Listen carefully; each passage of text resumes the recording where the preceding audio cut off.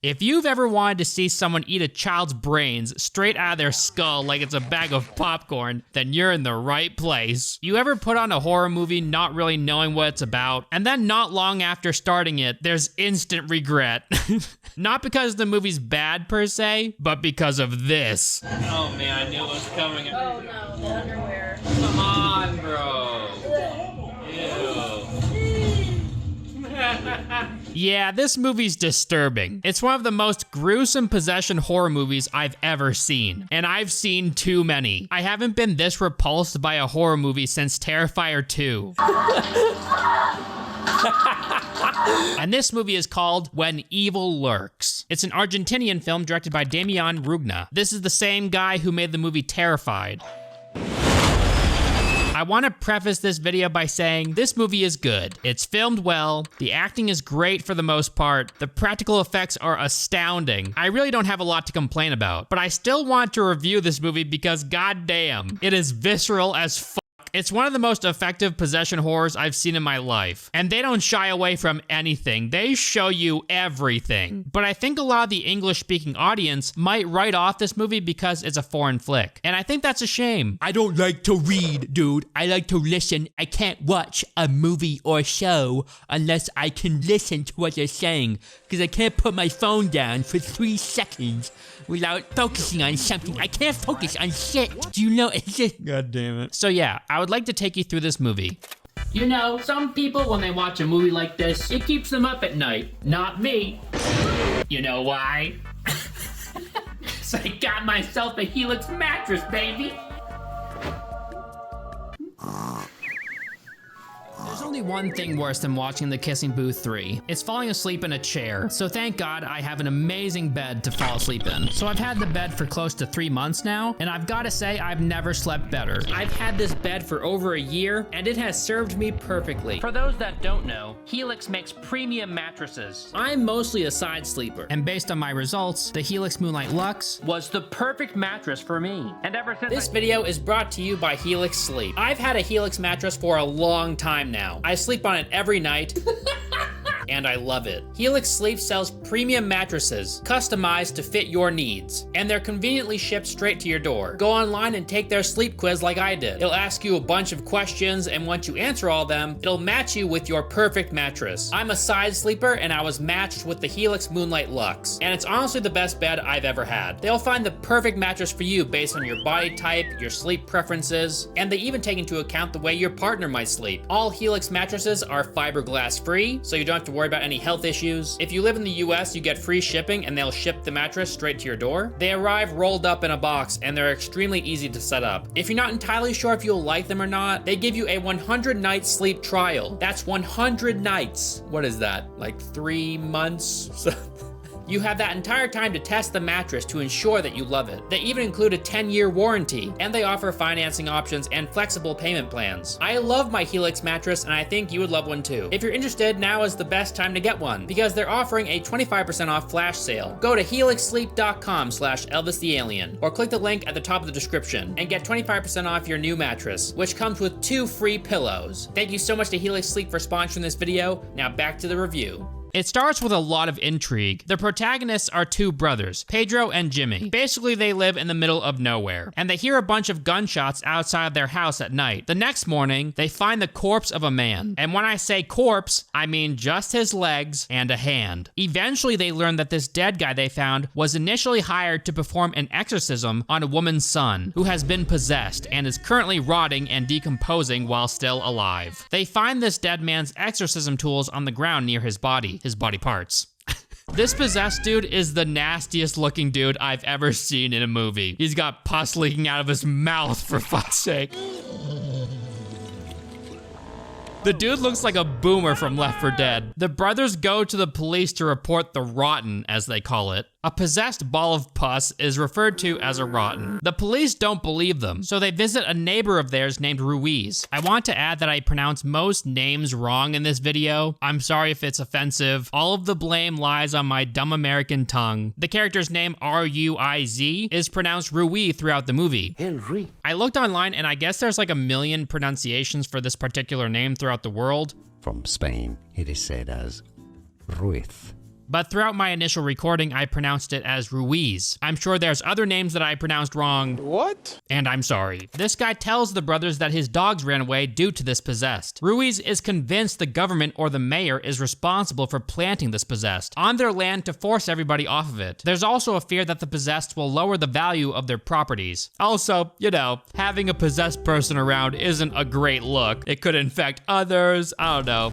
It's kind of gross. So late at night, Ruiz travels to the home where the rotten is to kill it. This scene rules. The mother of the rotten begs Ruiz not to shoot him because doing so will only spread the corruption. Killing the possessed has to be done in a very specific way. The demon inside this fat bastard asks Ruiz to kill him so it can be released from the body. I'm bigger than you. I'm higher in the food chain. Ruiz decides against killing him. Instead, the brothers and Ruiz decide to haul this massive pus pig to a truck and drive him far away before he can die and infect the land around them. They end up dropping the guy. It's so gross. He's like leaking through the sheets. Ugh.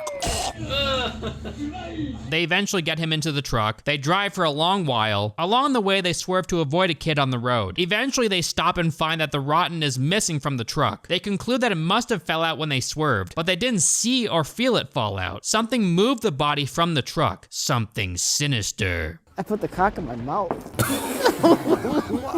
What? They decide they probably drove far enough before it fell out, so they go back home. This next scene tells the audience that despite the character's efforts, the rot has spread beyond this fat bastard. Ruiz is informed by his pregnant wife that there's a goat in their livestock herd that isn't like the rest. Ruiz takes his shotgun and fires it into the air to get the normal goats to run. God, the sound of that shotgun is so satisfying. Anyway, one goat remains staring at Ruiz. Somehow this goat is also carrying the demon's essence. For some reason, shooting the goat won't erase the demon's essence that's possessing it. It will only unleash it so it can go into something else. Ruiz's wife begs him to kill it properly with an axe, but Ruiz doesn't listen. The demon or spirit possessing the goat tempts Ruiz by walking straight up to the barrel. Ruiz gets startled by the goat making a sound, so he shoots it by accident. Ruiz's wife, in fear of what the evil spirit will do to her family and others, kills Ruiz and herself with the axe. Wait, what? This part is brutal as fuck. She swings the axe into her own face over and over until she's dead. Is this possible? Probably not, but who knows? How could you do that? If you're this desperate to die, then maybe it is. I mean, personally, I'd probably resort to the shotgun, but to each their own. This part is also used for the movie's cover art. Simply iconic. Yeah, I don't think you could do that. The brothers get a visit from one of their neighbor's kids, who is seeking shelter since his mother left. Remember the rotten? Well, this is his brother. And I guess his mother had peaced out after the rotten was taken, and she decided not to take her child with her. Or maybe her child killed her. Who knows what's lurking around the next corner? This kid warns the brothers not to use electricity for light because evil lurks in shadows cast by electric lights. All of these rules, dude, it's hard to keep up. And how come everybody knows about these rules aside from the brothers? Oh yeah, and you can't keep the same clothes on that you wore around this evil essence because they'll be infected, I guess. So better get rid of those too, which Pedro does, but only once he reaches his ex-wife's house. Pedro is kind of a dumbass in this movie, and it's pretty infuriating. He's a hot-headed idiot. He lets his emotions run wild, and he's incredibly impulsive. What better person to be the protagonist in a horror movie, right guys? Anyway, Pedro's plan is to run away with his family to someplace safe where this evil doesn't lurk. You would think he would know better than to change his demon-infected clothing in the house with his family in it, right? Like, I don't know, just seems like common sense. Maybe go deep into the woods and throw your clothes into a ditch or something and bury them. Either way, just a little oversight, whatever. What could go wrong? I love how this dude barges into their house, strips naked without giving any explanation, and demands a new pair of clothes without elaborating further. You forgot to say please. The family dog smells his pile of old clothes. Later, we see the dog sitting next to the young daughter of the family. How cute, except we all know what's gonna happen next. I didn't know if I wanted to continue watching at this point, because I didn't know if I was in the mood to see a giant dog crunch down on a child and swing her tiny body around like a giant fleshy chew toy. But I decided, you know what? I'm gonna man up and watch this shit. It's just a movie, right? It can't hurt me. And then it happened. Oh man, I knew it was coming. I didn't want And I regretted every decision I made in life that led me to this point. This scene is filmed great, by the way. The family's argument about the rotten in town slowly reaches a boiling point. All the while, as a viewer, we're left with the dreadful knowledge that something terrible is about to happen between this dog and the kid. This part honestly builds dread beautifully, and the acting is so good. When the girl gets bit, in the face, mind you, her brother looks on in disbelief. He drops his toy. The camera follows the toy, and then we see the girl's body as it's dragged away. The boy walks down the stairs in shock, as the rest of the family continues to argue in the background, completely oblivious to the horrors that are taking place in the next room. It's horrific. I love it, but also hate it. Don't show me. The background music crescendo hits, and then the boy looks under the table, and the dog violently shakes the girl in its jaws. Come on, bro. It takes off with the girl when the parents finally realize what's happening. Pedro begs his ex-wife's husband not to shoot the dog when he finds it, you know, because gunpowder and devil possession isn't a great mix, I guess. It's just common knowledge. When they get the little girl back, she's strangely unharmed. It turns out this is some sort of sinister copy of the same young girl. She whispers into her mother's ear, "Dad will kill you." In the next scene, Pedro drives without looking and forces his ex-wife's husband off the road, so he drives directly into his wife, killing her. I mean, it looks to me like he had more than enough time to brake before hitting his wife, but what do I know? In fact, it looks like he sped up, although it's probably the devil inside the little girl that made this happen anyway, so whatever. Pedro picks up his mom in the car, so now we got Pedro, Jimmy, Pedro's two sons, and his mother driving away. Pedro's mother starts going over the rules to avoid evil possession, such as no electric lights, don't stay too close to animals, don't take things that are too close to the demon, don't hurt the demon, and don't name the evil by its name. Beelzebub, Lucifer. Pedro has a mentally disabled son who can't speak named Jair. Instead, he makes this groaning noise over and over. What they do with this character later is ingenious. Pedro gets a call from his ex-wife Sabrina when he watched her die earlier. He answers. The evil presence uses her likeness and their past together to prey on him. She orders him to come back and then hurls a barrage of insults at him. Pedro, feeling responsible for his ex-wife's death, breaks down in front of his brother. And then the brothers try and make plans to escape the area. There's a lingering truth that neither of them can face, that they're already doomed. Jimmy brings them to a woman's place who he believes can help them. Her name is Mirta. They decide to stay on her property for a few days. Apparently she had dealt with a rotten years ago, so she knows what to look out for. The possessed body of Pedro's ex-wife visits them at night and picks up their young son Santino. She then jumps off a balcony with him in her arms, and then they vanish. Later, Mirta tells Jimmy that Pedro's autistic son is possessed by the demon, and it's having difficulty figuring out his mind, so it exists in a sort of limbo of sorts until it can unravel him fully. The subtitles tell us that this character has autism. It might not actually be autism, but I'll be calling it autism just because, you know, the movie said it was. Mirta explains that she has seen this before and that the kid's warped hands are a warning sign. It's so cool. The amount of detail they put in to make this demonic presence feel real, it makes the movie so much better. Mirta says, "It's near, it's everywhere. You have no idea what you're dealing with." Later, she explains that fear empowers it and that the body holding the fat pus ball has yet to be killed, because now they're dealing with its birthing process, and its essence is permeating the world around it. Mirta has equipment to kill it if they can find him. She tells Pedro a story about her youth and her run-in with a demon. She only escaped because she left her home and everything she knew behind and moved to a place she didn't know existed. Eventually, the demon found her again. That's why the fat guy was possessed. It couldn't get to her directly because she has no fear in her heart, and it feeds on fear, but it was still hunting her. Jimmy is on a mission to find Pedro's child. Pedro can't go and look for him himself because he has a fear of losing him, which would only aid the demon. And Jimmy doesn't have the same fear, so the evil can't feed off of him in the same way. When Jimmy finds Santino, he's still in the arms of his mother, but this time, he's more of a snack for her than anything else. Yeah, this is the part I referenced in the beginning of this video. She's using his open head as a skull bowl for brain bites. Oh my god. The way this part is filmed is so well done and disturbing. Even the dark blue lighting in the car, with a hint of red in the back from the brake lights, fits the mood perfectly. After looking on in horror, Jimmy rams his car into her and they hit a tree. Pedro's wife speaks to Jimmy after the crash, with her brain spilling out of her skull as she speaks. We next see the autistic kid in the house speaking to his grandmother. His disability seemingly has vanished, but of course we know the demon is in full control of him now. It's a terrifying scene. We can tell what the grandmother is thinking based entirely on her reaction to him. That's fucked up. What's even better is that he's not even saying anything disturbing. He's not insulting her, he doesn't have a creepy voice. Un té o algo así. On the surface, without context, this is a very normal scene, and you'd be very confused as to why this woman is scared. He just asks for some food and tea, but it's super haunting because we know that the grandmother has never heard her grandson speak like this before. Pedro and Mirta suspect the rotten has made the nearby school its home, so they investigate. Mirta finds one classroom full of young kids. It's so creepy. They're all sitting in silence in the dark.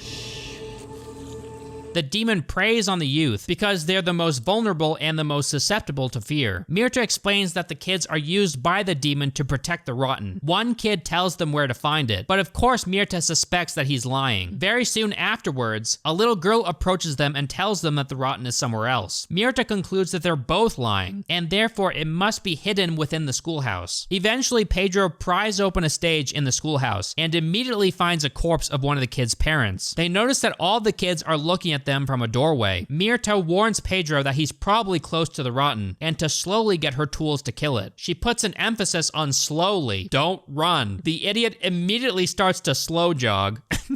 But then he slows down because, I don't know, his brain wasn't working. He retrieves the equipment, and Pedro loosens and removes the wooden boards of the stage. He lifts the bodies of the parents out one by one until they find the fat pus ball beneath. He begs for death when uncovered. Mirta warns Pedro against this. Mirta informs Pedro that he has to reveal the rotten's body for Mirta's tools to work. But this dude is too damn fat, so he has to dismantle the stage entirely to get him out. Of course, the only person that Pedro should listen to is Mirta, right? But like I said before, this dude, he's kind of a moron. The little girl tells him that there's a fire axe he can use to dismantle the stage in the next room. She says this to him only to separate him from Mirta. Once they're separated, they can be more easily killed. Their combined presence makes it more difficult to kill them because it lowers their fear, and the two of them together can more easily fight off the kids. So this dumbass believes the kid, so he goes to fetch the axe that doesn't exist. Mirta begs him not to go, telling him that it's a trap. The kids lock him in this room and attack Mirta. They smack her head with a hammer over and over until she's dead. What an absolute moron this guy is. This same little girl lied to him earlier, and as if this guy couldn't get any dumber, in a rage and feeling defeated, after finding a way out of this room, he does the one thing he absolutely should not do, and that's kill the rotten. He smashes its head in, but before he does this, it calls out to him, kind of like mocking him, I guess, and its head is poking out of the stage.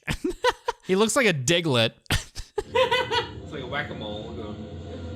It's pretty hilarious. After the rotten is killed, the kids look on and smile as the demon is born. The demon turns out to be a bald kid covered in red paint. Of course, it's meant to be blood, but I don't know. I want my baby back, baby back, baby back, baby back, baby back, ribs. I want my baby back, baby back, baby back, baby back, baby back. All the kids walk off together into the sunset. This kind of sounds like it could be a prequel to a reimagining of a Children of the Corn movie. Pedro returns home the next day. It seems the demon's presence has left his autistic child because he returned to normal, his normal. But this movie isn't done horrifying us. We learn that their neighbor's son, who they let stay on their property, you know, the same kid who was related to the rotten, he confesses to hearing a voice that compelled him to shoot the exorcist who was hired to kill the rotten. Remember the gunshots in the beginning of the movie? This kid was responsible for those. He confesses to chopping up this guy and eating his corpse. We also learn that Pedro's autistic son, while he was possessed, killed and ate the grandmother. Pedro literally fishes out some of her hair from his throat because he starts choking on it. The movie ends with Pedro the moron screaming as the camera pans away from him. A truly horrifying movie with so many great scenes. It's just a shame that it ended with Pedro acting like a complete idiot and going against his better judgment. I mean, I know he's not exactly the smartest guy around, and this is his first time dealing with a demon, but it's his inability to listen to other people in this movie that irks me. Other than that though, I loved it. Let me know what you guys thought of this movie in the comment section down below. I recommend watching this movie with a family member that you don't especially like. Thank you guys so much for watching this video. I hope you liked it. Let me know what you'd like me to review next in the comment section down below, and I'll see you guys in the next video. Bye!